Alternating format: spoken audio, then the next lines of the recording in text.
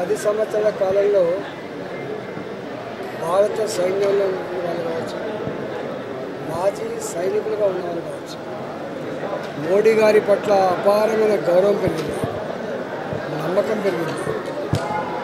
దేశ రక్షణ రంగంలో వారు తీసుకున్న నిర్ణయాలు కానీ, వారు దేశ రక్షణ కోసం ఇవాళ నిధుల కేటాయింపుల్లో, మోడర్నైజేషన్ ఆఫ్ వెపన్స్లో ఇవాళ అనేక విప్లవాత్మకమైన మార్పులు వచ్చినాయి.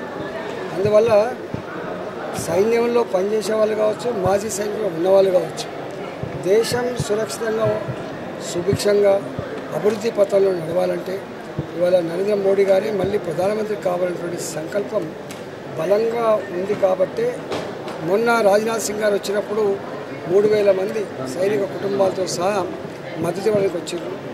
అదేవిధంగా మళ్ళీ ఇవాళ ఒక 800 మంది 900 మంది మాజీ సైనికులు వాళ్ళంతటా వాళ్ళే మీటింగ్ పెట్టుకొని మల్కాయిరి పార్లమెంట్లోనే కాకుండా తెలంగాణ వ్యాప్తంగా కూడా మాజీ సైనికులుగా భారతీయ జనతా పార్టీ గెలవాలని చెప్పి మేము కోరుకుంటున్నామని చెప్పి వారు మద్దతు ఇచ్చిన తీరు చూస్తూనే ఉంటే ఇవాళ అన్ని వర్గాల ప్రజలు, ఈ దేశంలో అన్ని వర్గాల ప్రజలు నరేంద్ర మోడీ గారు 3వసారి ప్రధానమంత్రి కావాలని చెప్పి కోరుకుంటుంది. కాబట్టి మల్కాయిరిలో ఉన్నటువంటి ప్రజలు కూడా గొప్ప మెజార్టీతో రేపు భారతీయ జనతా పార్టీ గెలిపించడానికి కృతనిశ్చయంతో ఉన్నారు.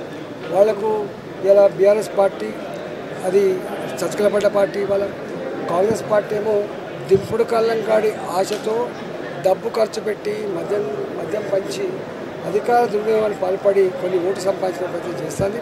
కానీ మల్కాయిరి పార్లమెంట్లో డబ్బుకు, ప్రలోభాలకు, లేకపోతే దబాయింపులకు, ఈ మద్యంకి లొంగే ప్రజలు కాదు. కాబట్టి చైతన్యవంతమైనటువంటి ఈ పార్లమెంట్ పరిధిలో ప్రజలు ఈ కాంగ్రెస్ పార్టీకి కూడా తప్పకుండా పెద్ద గుణపడని చెప్పి గొప్ప మెజారిటీతో భారతీయ జనతా పార్టీని గెలిపించాలని చెప్పి 13వ తారీఖు కోసం ఎదురు చూస్తున్నారు.